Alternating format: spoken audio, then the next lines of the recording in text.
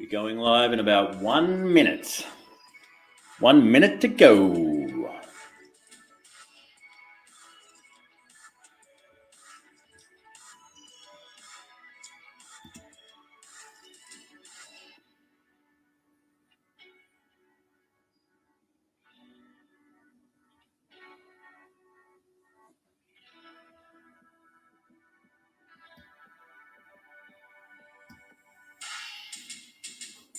Hello, Lindsay. Good to see you here on Facebook. We're going live on Facebook, LinkedIn, and YouTube today for another Tactical Tuesday.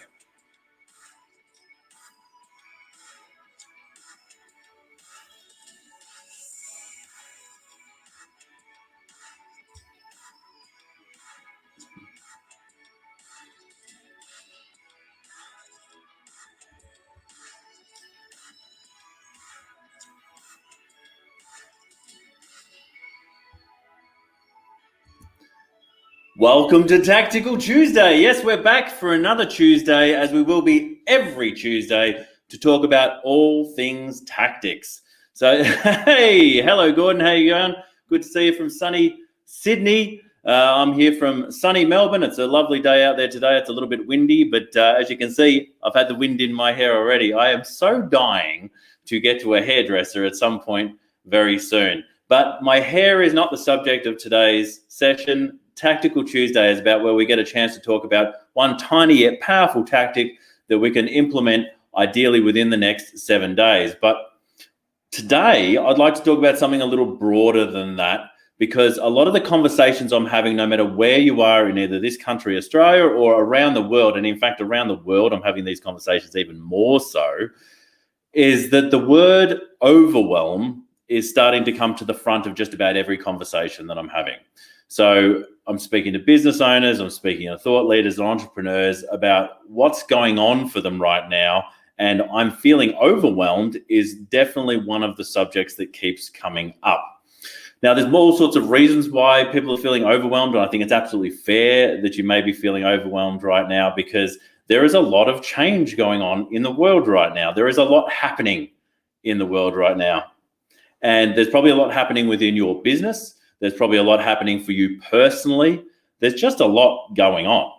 And today, what I want to talk about on the tactics of how to reduce that overwhelm is how to look at your online presence and what you're doing in that space, and try and simplify that a little bit so that that's not going to add to that overwhelm and sort of stack on top of you as you're going around your normal business day.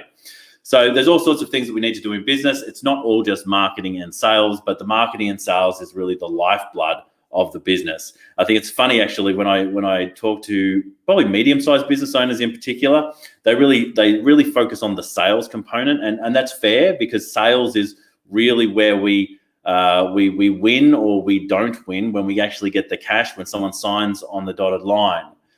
But without the marketing end of town, there's no opportunity for sales. Now, I speak to a lot of business owners and they go, well, we don't do any marketing. We just get referrals. We ask for referrals and we get them. That's a form of marketing. We don't do any marketing, but we have billboards and signage everywhere. So that's a form of marketing. There are all sorts of ways that people can come into your world, but marketing is as simple as marketing is having people get to know who you are and ideally like you. Know, like, and trust is the essence of what marketing is. And so if they don't know who you are, they're never going to have an opportunity to work with you. Now, whether that was from a referral or whether that's because someone saw a bit of signage on a car, it could be in a vehicle, or they could have seen some signage on an office space.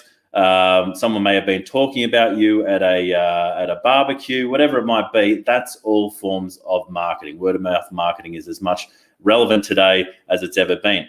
But the thing that's very, I think, crucial today is that certainly here in Victoria, and I know in so many different parts of the globe, the conversation of lockdown and actually not allowing people out to do their normal business, to work, to go to retail shops, do all that sort of trade, has been restricted in the majority of countries in some way, shape or form. I was speaking to a colleague in Singapore last week, and they were telling me how Malaysia's looking to lock down their country basically until the end of this calendar year, which is still months away, and they're already in lockdown. So you can see that that's going to have such flow-on effects for all the trade partners of Malaysia, all the people it's working with, the different countries, whether it be the US, whether it be China.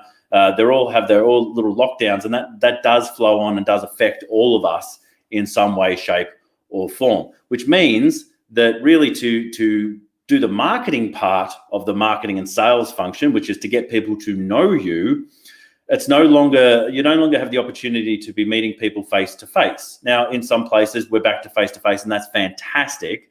But I think that every single one of us understands that the online opportunity is here to stay. And whether it be working with people overseas, whether it be working with people across borders, how to get online without actually getting overwhelmed is going to be a large part of how we're going to move forward.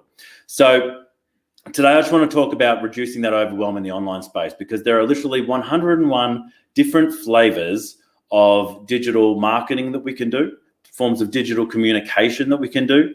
And it's crucial that we're clear about where we need to be doing that. Because the biggest complaint I hear from people is, there are so many different things. How do I choose which one is going to be the one that works the best? Or even the question, which online marketing activity is working the best right now? And in response, I always ask, well, it depends on your market. I hate the phrase it depends, but it depends on your market. So who are you trying to draw into your world? Who is your ideal prospect? And then often you get it's anybody. Well, it's not anybody. It's anybody who's looking for what you've got right now. Anyone who has the problem that you're able to solve. So if you can get clear about what your target market is, who you're actually looking to solve, then ideally you can find where your target market is, and you don't need to be everywhere. So I might pull out the board for this one. Drag this one around. So move that off there. If you're wanting, so you've got a solution, right? So there's a thing that you've got, and it'll be a product or a service. Hopefully that's not backwards. Let me know if that is backwards. Actually, let me know in the comments so I can flip it around the other way. But you've got a solution that you've got. Now there are certain problems that solution solves, right? Now those problems, and I'll grab an example. Let's say you have a business that does home makeovers, right? So it changes the furniture, it maybe changes the paint. It just sort of makes over rooms in the house. Now, so we'll call this makeovers, right? Now, the makeovers, there are a number of reasons why someone needs a makeover for their property. It's backwards. All right, cool. Let me just try and see if I can flip this, because I reckon I might be able to. And bang. Gordon, is that any better? Thanks for letting me know, Gordon. Hopefully that one's better, right? So, and I look so much different when you flip the screen, isn't it? All right, so the makeovers. So working back from there are a number of reasons why people want makeovers. Number one, and really where the money is they want to get more money for the property they're about to sell. So one of the great ways that you can actually increase, let's move that back. How do you write backwards? Well, it's a neat trick, and I learned it over years and years, but it's called flipping the camera. So those people who are wanting to sell their property for a higher price will often get someone who can make over their house to make it more attractive for prospective buyers. So one of the reasons, so I've got a house and I want to sell it for more, so that's one reason to use the makeovers. Another reason, I don't like my space, so they're very unhappy about the space. They don't like walking into the space. They aesthetically it's displeasing to them. So that's another reason to do that. Or potentially there's, we'll call this new family. So more family members, right? These are family members, believe it or not. They're people, but that your family's increased, and so you need to change the space. You might even do some constructional stuff, nothing too major. You might knock out a wall, open up the space. So these are three very, very different reasons why you would use a home makeover company. So the question is, where are these people? That's the big question. So the people who are looking to sell their properties, well, they're probably going to be on things like realestate.com. They're going to be on forums about selling the property. They're going to be on forums about how to sell the property for a higher price. They're probably going to be listening to podcasts about doing that same thing.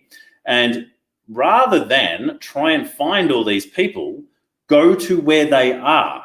So, for instance, if there is a podcast that talks about DIY home improvements for selling property or selling property at a higher price, they're armless, yeah. Very good, Gordon. Now,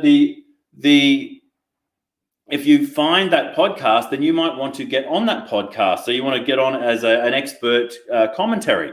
So you could get interviewed on that podcast. That would be a great way of getting in front of people without spending a single advertising dollar and without having to go and build your own podcast and build your own audience. You can go direct to that podcast. Now, they might not be taking interviews, so you might have another option where you can actually advertise on that podcast. So you can have a pre-roll advertising that says, if you want to have your house sell at a higher price, then come and talk to us at ABC Makeovers, and we'll actually show you how to get 20% more for your house price than you're expecting. Something like that, right? So that's where you can be. So if that's the case, if that's the focus for you, you don't need to be all over LinkedIn. You don't need to be all over Facebook. You don't need to be starting your own groups. You don't need to be doing all these things that the experts tell you to do. You can actually go to where the market is and actually attract them and communicate with them right there. You might even just be able to join a forum that already exists without having to build it yourself, and you'll be able to talk about the problems you solve there. You'll be able to have conversations. And that's a funny one, because isn't social media about conversations rather than just about content all the time? So that could be an entire focus for you for maybe 3 months to go, all right, well, I really want to focus in on this problem that I solve and get more of these people who want to spend money to make money. And so I'm going to maybe advertise on realestate.com's forum. I might go to find some podcasts about it. I might actually go to the other forums about improving property. And you go to all those places and you do request-based marketing or advertising-based marketing to get a new network there. And so you bring them across. Over here, you might actually have a downloadable of some sort, which is the 7 ways to improve your property through makeovers. And you'll give them those points and you'll get their email address, and you can continue to communicate with them after the fact. So rather than having to do content creation every single day of the week, this may be a better method for you. Who are your ideal customers? What problem do you solve for them? And because of that problem, where are they hanging out? Where are they hanging out? So in the early days of retargeting and remarketing, which is where someone lands on your web page and then they download a pixel, which allows you to chase them all around the internet with ads. You would have seen it before. You've gone to a website, suddenly you've seen that website's ads everywhere, right? So rather than doing that, because that becomes annoying, because people are in certain mindsets when they're in certain spaces, just go to the places where they are and actually thinking about the problem that you solve, and you'll be able to engage much more people there at a higher conversion rate, bring them into your world, give them something of value, and allow them to start a conversation with you. So this is just one way on Tactical Tuesday to reduce the overwhelm that you're potentially putting on yourself and your business by trying to be everywhere and trying to create content for everyone. Rather than doing that, it's very simple. All you need to do is get very, very clear about who your customer is, what the problem is that you solve, and where they are when they're considering that problem. So that's Tactical Tuesday. Some other interesting things that are coming up that you might want to be having a look at. You may have seen the Influencers series, which was a series that I ran with Kieran Zerner earlier this year. Fantastic series. We had over 300 people sign up for it, and it was 5 different events that they all got access to free of charge, all about influence, how to create influence in your world. So how to create influence in the space that you want to create it, not just about going on TikTok or going on lives and what have you and just being an influencer, but how do you influence people in the space where your target market is.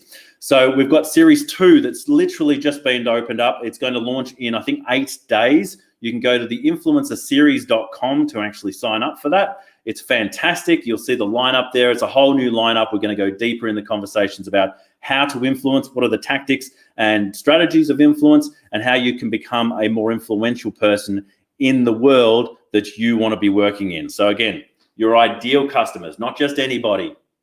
What problems do they have, and where are they considering those problems? That's where you need to be. You do not need to be everywhere, and you do not need to be everything to all people. So thank you very much for Tactical Tuesday. I will catch you on the next one. Stay passionate. I'll see you next week.